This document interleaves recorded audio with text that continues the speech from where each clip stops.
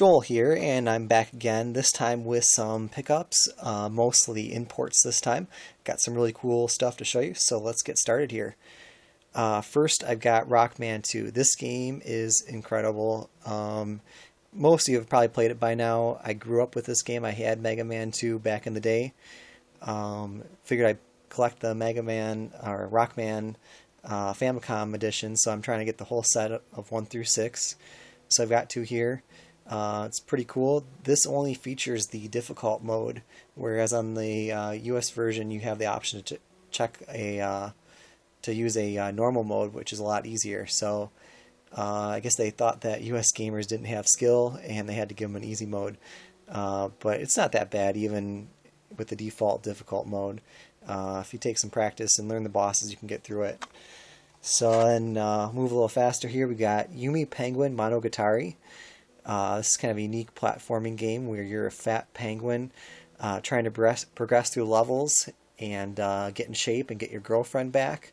So you have to avoid enemies like throwing food at you, otherwise you'll get fat, and then along the way collect diet shakes to stay in shape and be able to make it through the level.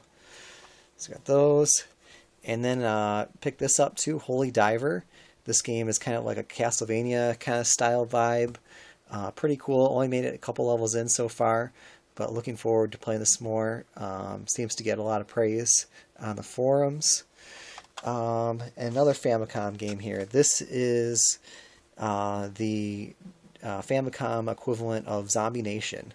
Zombie Nation's gotten a little bit crazy in prices, and I used to own a copy, but I never really played it much or appreciated it. So I saw the Famicom version and the box looked really cool, so I figured I'd pick it up.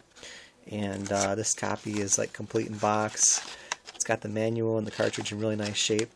Got this off eBay for a very reasonable price, and didn't have to pay crazy shipping from Japan. Next, gonna mix it up a little bit. I've got a Super Famicom game. This is Umihara Kawaze. It's kind of a unique platformer where you have like this unique little kind of bungee fishing pole kind of thing where you can swing off of it and bounce and climb up platforms. Kind of a unique game because it's got physics in it, or some kind of physics engine where you have momentum and it's uniquely programmed. You don't see very many Famicom or Super Famicom games like this. So fun game. I used to own this, but I got a really great deal on this from Japan, and I'm glad to have this back in the collection again. One more Famicom thing here.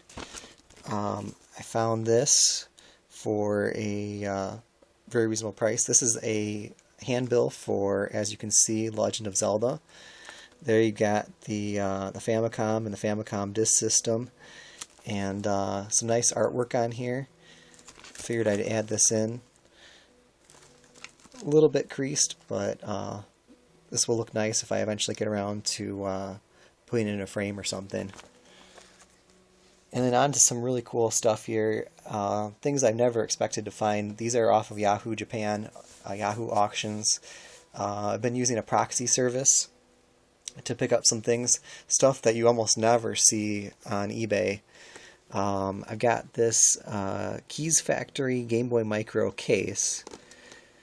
Really nice. Well made. I saw these on Play Asia back in the day, but they sold out and they haven't had any for a really long time. So I got that. And then also, I like to keep an eye out, as you've probably seen on my channel, for broken micros. And I stumbled across this. This is the 20th anniversary of Mario Famicom Game Boy Micro. This was broken. I got it for a pretty good price. It was actually in fantastic cosmetic shape, not a scratch on it.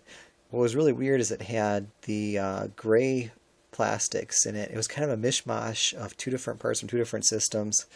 Had to do some repairs to the circuit board, and I think this is a faceplate that I had laying around that I threw on here.